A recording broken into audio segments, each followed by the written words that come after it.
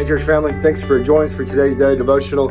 You notice the scenery's a little bit different. I didn't get a chance to get up to our studio there at the church, so you get to hang out with me in my little makeshift office today. I can't show you the rest of the room. Lizzie would probably kill me, but this is my little bit of an office time, and so we're gonna spend this Friday morning together, afternoon, whenever it is for you, finishing up our week talking about honoring our parents. And I think we've been real clear throughout this week that while yes, here in the student version we're talking about honoring our parents, the reality is the idea of honoring our parents means so much more for us. It means it's meant for more than just students. Honoring parents is a reflection of how we honor authority in our life and how we'll ultimately honor God and His authority in our life. And so we've looked at Ephesians chapter 6, just two verses 1 and 2 up until this point. And now we're going to kind of finish up the week looking at that promise that Paul is quoting from the Old Testament.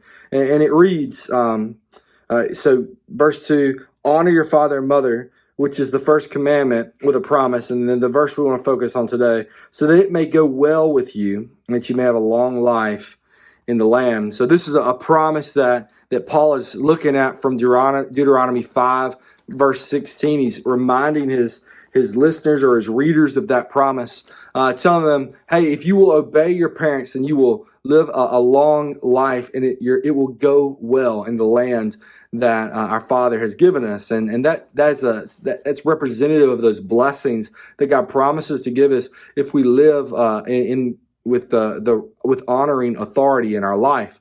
That could be our parents, that could be governmental authority, it could just be just elderly people who are senior to us, who have lived a lot more life, honoring their authority, honoring church authority.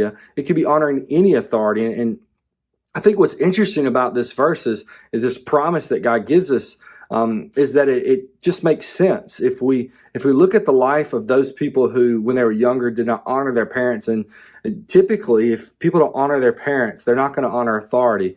And typically, life doesn't go well for those people who don't honor authority. Life, for the most part, usually goes pretty poorly for those people. They tend to make bad decisions. They tend to get in trouble. And as you get older, the more you get in trouble, the worse the consequences get.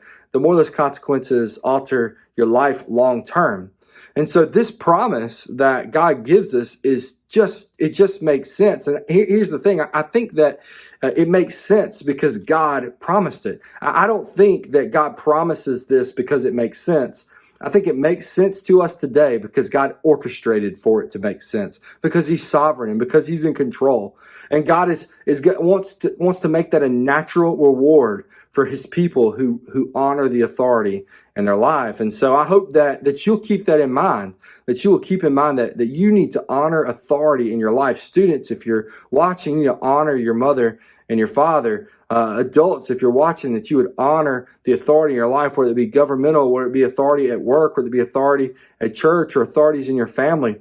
Honor those authorities. And that comes with the promise, and that is that your life will go well. So our author gives us a couple of questions for us to look at. The first is, why does life generally not go well for disobedient children? And not just disobedient children. I mean, let's expand that. Why does life generally not go well for those who don't honor authority in their life?